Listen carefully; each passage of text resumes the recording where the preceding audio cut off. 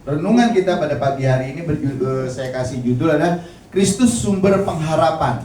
Kristus sumber pengharapan, kita tahu Bapak Ibu.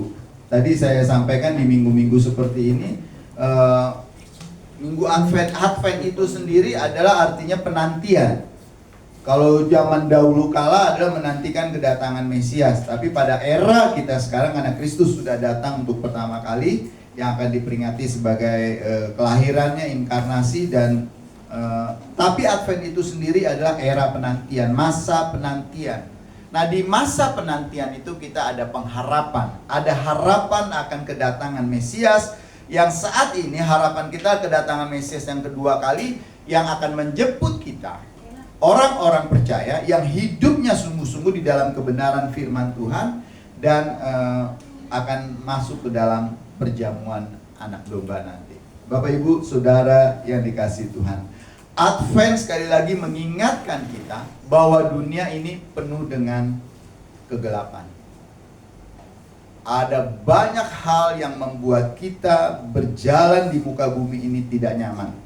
Tetapi satu hal yang pasti, Tuhan Yesus yang datang ke dalam dunia, yang adalah terang itu dan menjadikan kita terangnya, sehingga perjalanan kita di dunia yang gelap ini tidak akan mengalami masalah, bergumul, seharusnya tidak akan tersandung, tidak akan terjatuh di dalam lubang, karena kita memiliki terang.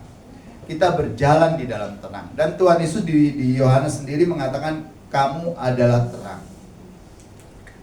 Bapak Ibu Saudara yang dikasihi Tuhan, dan di tengah segala krisis ketidakpastian saat ini di dunia ini, ekonomi, minggu lalu kami ngobrol-ngobrol, jadi kasih tahu karena dia kerja di bank, dia bilang ya secara ekonomi sebenarnya kita juga lagi mengalami krisis yang luar biasa, tetapi puji Tuhan katanya Menku kita yang sekarang bisa naikin lagi indeks harga saham dan lain sebagainya, jadi ekonomi mulai membaik. Tapi juga tidak sedikit hubungan relasi antar manusia mengalami kerusakan. Ada keretakan di mana-mana, ada gangguan bahkan hubungan suami istri. Kadang-kadang karena berbagai hal bisa menjadi lemah di dalam hubungan itu. Belum lagi kesehatan Bapak Ibu. Saat ini kesehatannya macam-macam. Orang-orang mengalami penyakit yang dulu tidak terbayangkan sama kita, sekarang belum lagi masa depan yang gak jelas. Waktu Agustus menjelang hari kemerdekaan, ramai di YouTube itu apa yang beredar, Indonesia gelap. Indonesia gelap. Bapak Ibu Saudara yang dikasihi, tetapi pengharapan kita bukan kepada hal-hal seperti itu. Pengharapan kita adalah kepada Tuhan, karena Yesus sendiri adalah terang itu. Pengharapan kita bukan kepada keadaan, pengharapan kita bukan kepada sekeliling kita, pengharapan kita bukan kepada keluarga, teman, lingkungan kita, tapi pengharapan kita adalah kepada Kristus yang datang ke dalam dunia, dan dia akan datang kembali karena dia sekarang sudah kembali ke surga dan dia akan datang kembali. Sebelum saya lanjut, saya ingin mengajak kita membaca Yesaya pasal 9 ayat 1 sampai 6. Kalau Bapak Ibu bawa Alkitab, silahkan dibuka Alkitabnya. Kita mau baca silih berganti. Di layar juga ada, kalau bisa kelihatan tapi kecil sekali. Silahkan buka Alkitab. Mari kita bangkit berdiri, kita akan baca bersama-sama Yesaya silih berganti. Yesaya pasal 9 ayat 1 sampai 6. Saya baca ayat 1, Bapak Ibu baca ayat 2, demikian sampai ayat 6. Saya mulai dari ayat 1 atau 2, di situ 1. Bangsa yang berjalan dalam kegelapan telah melihat terang yang besar. Mereka yang diam di dalam negeri kekelaman, atasnya terang telah bersinar. Engkau telah menimbulkan banyak sorak-sorai dan sukacita yang besar. Mereka telah bersukacita di hadapanmu, seperti sukacita di waktu panen, seperti orang bersorak-sorai di waktu membagi-bagi jarahan. Sebab kuk yang menekannya dan gandar yang di atas bahunya serta tongkat si penindas telah kau patahkan seperti pada hari kekalahan Midian. Sebab setiap sepatu tentara yang berat-berat dan setiap jubah yang berlumuran darah akan menjadi umpan api.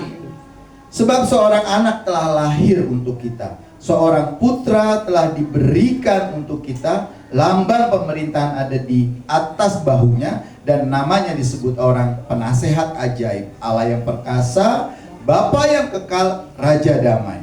Besar kuasanya dan damai sejahtera tidak akan berkesudahan di atas tahta Daud dan di dalam kerajaannya. Karena Dia membesarkan dan mengokohkannya dengan keadilan dan kebenaran dari sekarang sampai selama-lamanya. Kejemuran Tuhan semesta alam akan melakukan hal itu. Puji Tuhan, silakan duduk. Haleluya. Bapak Ibu Saudara yang dikasih Tuhan, kita adalah orang-orang yang diberkati, amin. Karena masih dapat kesempatan membaca Alkitab. Kita akan mendengarkan firman Tuhan, renungan bersama-sama. Bahkan Tuhan mengatakan, berbahagialah kamu kalau kamu mengerti dan melakukannya dengan setia. Maka setiap janji yang dikatakan dan diucapkan Tuhan akan menjadi bagian kita. Haleluya. Bapak Ibu Saudara yang dikasih Tuhan, Kristus menghadirkan terang pengharapan di tengah-tengah kegelapan. Seperti Yesaya mengatakan tadi bacaan kita, bahwa Nabi Yesaya berbicara kepada bangsa Israel yang saat itu sedang mengalami kegelapan, hidup di dalam kekelaman. Bukan itu saja sebenarnya, kegelapan moral. Bukankah pada masa sekarang moralitas itu sangat-sangat minim sekali? Orang udah gak peduli lagi. Bahkan soal etika aja orang sekarang udah gak peduli lagi. Kita gak bisa salahkan siapa-siapa, tetapi memang sekarang kita harus memulai dari rumah kita sendiri, mengajarkan moral dan etika yang baik. Belum lagi kebobrokan politik. Saat ini bukan di negeri kita saja di Indonesia, tapi hampir di seluruh dunia politikal itu orang-orang berada di dalam kegelapan. Dulu kita sering dengar yang namanya istilah, kalau bisa sulit ngapain dipergampang, dipermudah. Kalau mudah ngapain dipermudah, ya disulitin aja. Itu pada masa lalu, dan masa sekarang masih sering terjadi. Walaupun era sudah semakin maju, sudah semakin canggih, tapi lihat Bapak Ibu, kehidupan semakin dipersulit. Belum lagi kegelapan rohani, bukan moral saja, tapi masalah rohani juga menjadi hal. Saya di beberapa gereja kalau berkhotbah menyampaikan begini Bapak Ibu, bahwa gereja sekarang, hampir tidak semua gereja, tapi banyak gereja saat ini menyembah Yesus yang bukan Tuhan. Banyak pengajaran yang disampaikan di dalam gereja, Yesus yang bukan Tuhan. Kok ada Pak yang Yesus yang bukan Tuhan? Ada Ibu, Bapak. Yesus yang diajarkan tentang Yesus yang hanya memberikan sukacita, damai sejahtera, berkat. Bapak Ibu percaya Yesus, hidup taat, Bapak Ibu pasti senang. Bapak Ibu ikut Yesus, rajin beribadah, kasih perpuluhan, pasti diberkati berlipat-lipat ganda. Bapak Ibu gak akan pernah sakit. Itu adalah pengajaran Yesus yang bukan Tuhan. Karena Yesus tidak pernah menjanjikan Bapak Ibu di dunia ini tidak akan pernah sakit. Bapak Ibu tidak pernah, Yesus mengajarkan di dunia ini Bapak Ibu gak akan pernah kesusahan untuk makan, minum. Tuhan Yesus hanya menyatakan bahwa kalau kamu sungguh-sungguh, Bapa pasti pelihara. Dan Daud membuktikan orang benar tidak pernah meminta-minta roti. Ketika Daud masih muda, sampai Daud putih rambutnya. Sama seperti Pak Tobing saat ini. Sampai putih rambutnya, Pak Tobing belum pernah lihat anak cucunya meminta-minta roti. Karena orang benar pasti diberkati. Tapi bukan berarti orang benar yang hidupnya sungguh-sungguh bebas dari masalah, bukan gitu. Damai sejahtera itu bukan artinya Bapak Ibu gak pernah ada berselisih paham dengan suami atau dengan istri. Damai sejahtera itu bukan berarti Bapak Ibu gak pernah kesel sama anak, sama orang tua. Damai sejahtera itu bukan karena lingkungan baik-baik saja. Damai sejahtera itu karena ada Yesus yang lahir di dalam hidup kita, yang menerangi kehidupan kita, sehingga kita melihat segala sesuatu dari kacamata Tuhan. Yesaya tadi bacaan kita mengatakan, bangsa-bangsa yang berjalan di dalam kegelapan telah melihat terang yang besar. Mereka yang diam di negeri kekelaman, atas terang itu telah bersinar. Bapak Ibu Saudara yang dikasihi Tuhan, kegelapan tidak pernah bisa mengalahkan terang, amin. Kalau terang itu datang, kegelapan itu pasti nggak ada. Kegelapan itu nggak ada. Karena sekecil apapun terang itu tetap mampu mengusir kegelapan. Kita ngerasakan karena kita sudah dimanjakan dengan listrik, dengan cahaya, tapi Bapak Ibu bayangin, kalau listrik mati, kita langsung kesulitan, cepet-cepet cari lilin, cepet-cepet ngambil HP karena di HP kita ada senter, atau kita akan sibuk mencari terang. Begitu juga di dalam kehidupan kita sehari-hari, tapi puji Tuhan kita nggak perlu mencari-cari terang itu, karena terang itu telah datang ke dalam dunia. Terang itu telah ada di dalam kehidupan kita, dan terang itu menerangi kita, sehingga kita nggak perlu lagi ketakutan sebenarnya, karena kegelapan itu menerangi hidup kita. Ada kegelapan dalam hidup kita, ya pasti kita ada ketakutan, kita pasti ada kecemasan, kita pasti ada kegagalan, kita pasti akan merasa lonely, kesendirian. Tapi kita sadari harapan kita akan kedatangan Mesias akan memberi kekuatan kepada kita. Advent mengingatkan kita Tuhan bergerak justru di tengah-tengah kegelapan kita.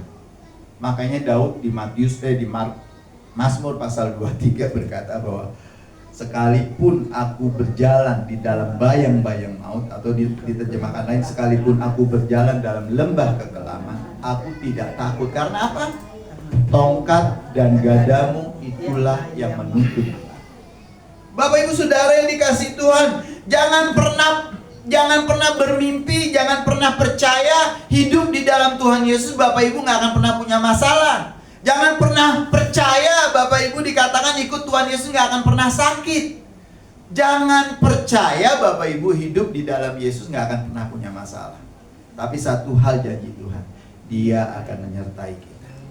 Makanya Paulus di 1 Korintus 10 ayat 13 berkata bahwa pencobaan, masalah, pergumulan, soal yang kamu hadapi adalah hal yang biasa, yang tidak pernah melampaui kekuatanmu sebagai manusia. Terus Paulus lanjutin apa dengan? Karena Tuhan itu setia dan adil. Ia akan memberikan jalan keluar pada waktunya. Ingat, ini orang-orang kadang lupa kalau dia berdoa sama Tuhan. Dikatakan bahwa Tuhan memberikan pertolongan kepada kita, memberikan jalan keluar dari masalah kita itu pada waktunya Tuhan. Artinya apa? Tuhan mau kita kuat, Tuhan mau kita belajar. Sekarang orang-orang di tempat gym, Bapak Ibu, nge-gym tuh, tempat gym di mana-mana tuh sekarang menjamur. Banyak orang nge-gym. Kalau Pak Robi sih udah pasti yang nge-gym ya, karena wajib itu kan, militer gitu. Oh, Ibu Ovi juga kali ya gitu. Orang sekarang semua orang nge-gym. Di kantor, di tempat kerja saya itu di seberang itu tempat gym. Rata-rata dokter yang praktek di rumah sakit kami nge-gym di situ. Karena mereka pengen kuat, pengen sehat. Karena Tuhan ingin kita belajar secara rohani juga kuat. Artinya begini, Bapak Ibu menjadi kuat, iman kita menjadi teguh, rohani kita menjadi kekar seperti aderai berotot seperti itu, dilatih dengan masalah, pergumulan, persoalan. Tuhan gak mau kita jadi anak yang cengeng, yang dikit-dikit nangis, Tuhan tolong saya punya masalah, Tuhan tolong saya begini, Tuhan tolong. Bukan salah kita sedikit-sedikit memohon kepada Tuhan, tapi Tuhan ingin kita juga menjadi kuat. Bapak Ibu Saudara yang dikasihi Tuhan, ketika manusia menyerah, di situ Tuhan mulai berkarya. Dikatakan gini, kalau orang lain bilang, ketika kita mengangkat tangan, Tuhan turun tangan. Bapak Ibu Saudara yang dikasihi Tuhan, masalah, persoalan, pergumulan itu diizinkan Tuhan datang untuk menjadikan kita kuat dan melihat tangan Tuhan yang luar biasa, yang senantiasa terulur untuk menolong kita. Kalau Bapak Ibu hidupnya aman-aman saja, damai-damai saja, kita nggak akan pernah tahu Tuhan itu baik. Kita nggak akan pernah tahu Tuhan itu mengasihi kita. Kita nggak akan pernah tahu bagaimana doa itu penuh dengan kuasa. Tapi Tuhan izinkan semua itu agar kita bisa melihat. Makanya Ayub di dalam segala pergumulannya itu, akhirnya di ujungnya dia bilang, di tengah badai dia melihat Tuhan, hadir dan berbicara kepada Tuhan. Dan di Ayub terakhir pasal 42, Ayub berkata, sekarang aku tahu, bukan dari kata orang, karena aku melihat Tuhan sendiri. Di mana Ayub bertemu dengan Tuhan? Di mana Ayub bisa mengenal Tuhan? Dari pergumulan, masalah, persoalan yang dia hadapi. Bapak Ibu jadi orang Kristen jangan takut, jangan cengeng. Karena itu Tuhan janji gak pernah, aku sekali-sekali tidak akan pernah meninggalkan engkau, aku sekali-sekali tidak akan pernah. Itu janji Tuhan. Bapak Ibu pegang janji Tuhan. Tuhan selalu menyertai kita. Saya diberkati Tuhan. Saya nggak tahu kalau Bapak Ibu waktu kecelakaan bulan lalu ya kan, kalau Tuhan baiklah pokoknya, Tuhan baik, Tuhan baik. Disenggol mobil, jatuh, mobilnya kabur ya kan, tapi orang-orang nolong minggirin ya kan. Setelah itu gimana lagi? Pergi ke rumah sakit, puji Tuhan ya, untung kita kerja ya Bapak Ibu. Jadi ada BPJS TK ya kan, BPJS Ketenagakerjaan yang bisa nolong kita kalau kecelakaan. Makanya kemarin saya dengan kesadaran seperti itu sampaikan ke teman-teman pendeta juga, ayo pada ikut BPJS Ketenagakerjaan, karena pendeta boleh juga. Pendeta kalau berangkat pelayanan, mengalami kecelakaan atau apapun bisa ditanggung. Operasi pasang pen kan duitnya nggak sedikit gitu kan kalau masa sekarang. Jadi ya akhirnya puji Tuhan. Nah, Kristus adalah terang yang tidak bisa dipadamkan Bapak Ibu. Dia nggak bisa dipadamkan. Ia masuk ke dunia sebagai bayi, namun membawa terang keselamatan bagi umat manusia. Karena kelahiran Yesus ditandai dengan bintang fajar yang diikuti oleh orang Majus sampai menemukan bayi Yesus yang dilahirkan di kandang itu. Bapak Ibu, Saudara yang dikasihi Tuhan. Kristus adalah pengharapan kita yang adalah terang. Kristus menggenapi pengharapan yang dijanjikan. Kita bisa lihat di Lukas pasal 2 ayat 25 sampai 32 Bapak Ibu, saya akan bacakan untuk kita. Bapak Ibu boleh buka Alkitabnya. Ayat 25 begini. Adalah di Yerusalem seorang bernama Simeon, ia seorang yang benar dan saleh, yang menantikan penghiburan bagi Israel. Roh Kudus ada atasnya. Dan kepadanya telah dinyatakan oleh Roh Kudus bahwa ia tidak akan mati sebelum ia melihat Mesias, yaitu dia yang diurapi Tuhan. Ayat 27. Ia datang ke bait suci oleh Roh Kudus ketika Yesus anak itu dibawa masuk oleh orang tuanya untuk melakukan kepadanya apa yang ditentukan hukum Taurat. Ia menyambut anak itu dan menatangnya sambil memuji Tuhan, katanya, sekarang Tuhan, biarkanlah hambamu ini pergi dalam damai sejahtera, sesuai dengan firman-Mu. Sebab mataku telah melihat keselamatan yang daripadamu, yang telah Engkau sediakan di hadapan segala bangsa. Itu terang yang menjadi penyataan bagi bangsa-bangsa lain dan menjadi kemuliaan bagi umat Israel. Bapak Ibu, Saudara yang dikasihi Tuhan.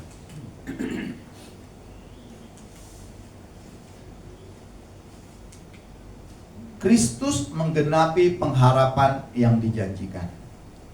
Simeon menunggu bertahun-tahun untuk melihat Mesias. Ia menunggu bukan dengan putus asa, tetapi dengan iman. Dan akhirnya dia berkata di ayat bacaan tadi, Lukas 2 ayat 25, sekarang aku boleh pergi dengan tenang, sebab mataku telah melihat keselamatan. Pengharapan kita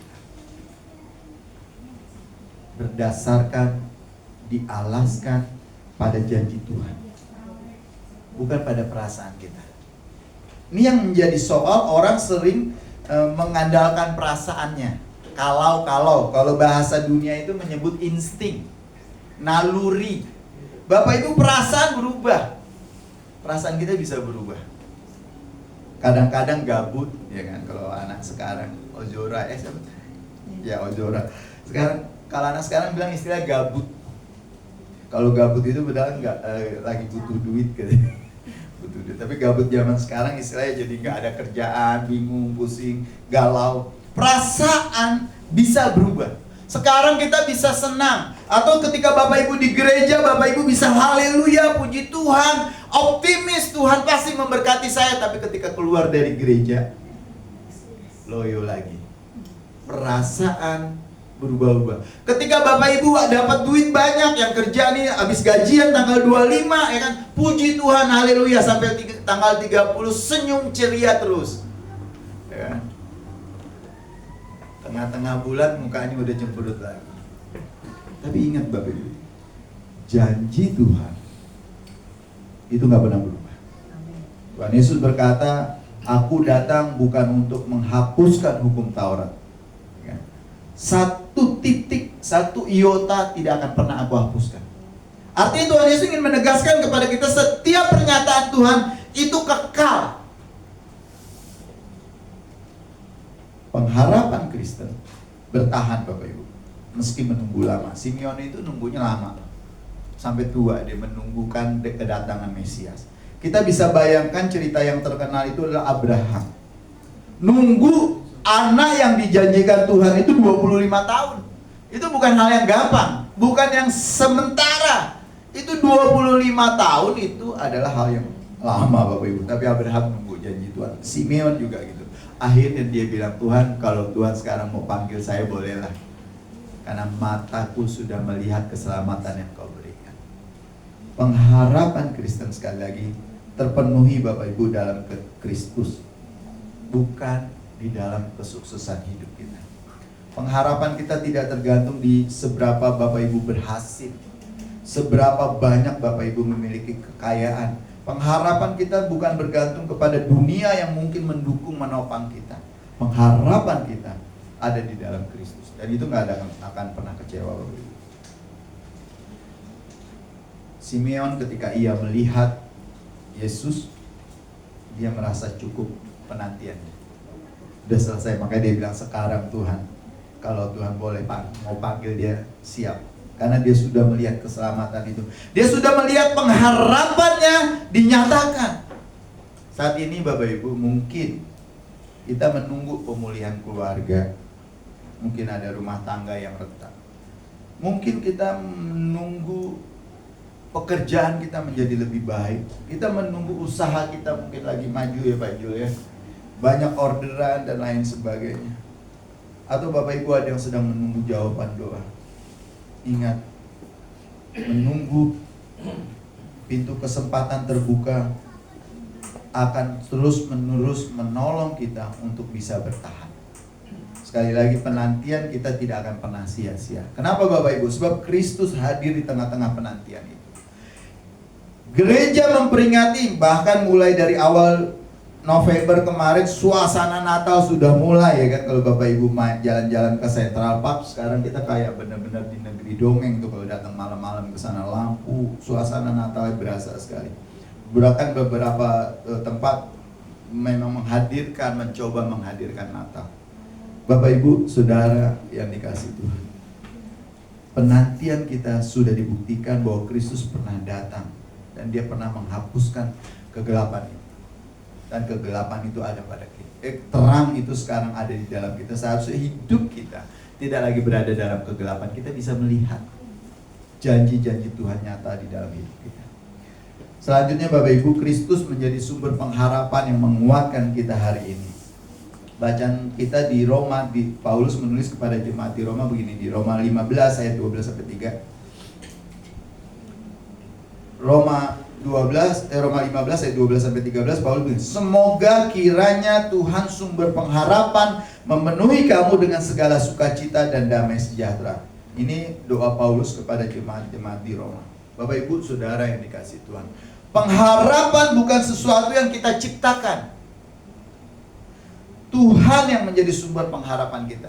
Karena kita tahu Yesus nanti akan datang yang kedua kali menjemput kita, orang-orang yang hidup sungguh-sungguh di hadapan Tuhan, orang-orang yang hidup di dalam kebenaran firman Tuhan, orang-orang yang hidup di dalam janji-janji Tuhan, maka Dia yang akan menjadi sumber kita. Di mana Bapak Ibu meletakkan pengharapan Bapak Ibu? Kepada siapa harapan Bapak Ibu sandarkan? Kepada dunia, kepada manusia, kepada karir, kepada kekayaan, atau kepada apa? Pengharapan di dalam Kristus sama seperti jangkar yang dilempar ke laut, dia akan kuat. Mengapa Kristus dapat menjadi sumber pengharapan kita? Pertama, karena Ia datang. ia sudah datang. Makanya gereja-gereja dari sekarang dunia memperingati tanggal 25 disepakati sebagai hari kelahiran Kristus, meneguhkan bahwa Tuhan itu setia, janjinya pasti. Kenapa saya bilang tanggal 25 kesepakatan gereja? Karena masih jadi perdebatan. Tanggal 25 itu benar nggak sih kelahiran Yesus? Ya, yang jelas itu kesepakatan gereja pada masa lalu, tanggal 25 diperingati sebagai hari kelahiran Kristus. Soal benar tidaknya kita tidak perlu perdebatkan. Yang kedua, Bapak Ibu, pengharapan Yesus menjadi sumber pengharapan. Kenapa? Ia tinggal bersama-sama kita melalui roh yang diberikannya kepada kita. Ingat sebelum Yesus naik ke surga, dia menyatakan bahwa Roh Kudusnya diembuskan kepada murid-murid. Itu sebagai perwakilan bagi kita menyatakan bahwa roh Tuhan diberikan kepada kita semua. Bapak Ibu memiliki roh itu. Dan roh itu yang membangkitkan pengharapan kita terus-menerus. Dan ketika dia berkata, aku akan kembali kepada Bapa menyediakan tempat bagi kamu. Kalau sudah selesai, aku akan datang kembali untuk menjemput kamu. Ini memberi kepastian kepada kita, bahwa pengharapan kita di dalam Yesus nggak akan sia-sia. Dia yang berjanji adalah setia. Manusia mungkin janjinya bisa meleset.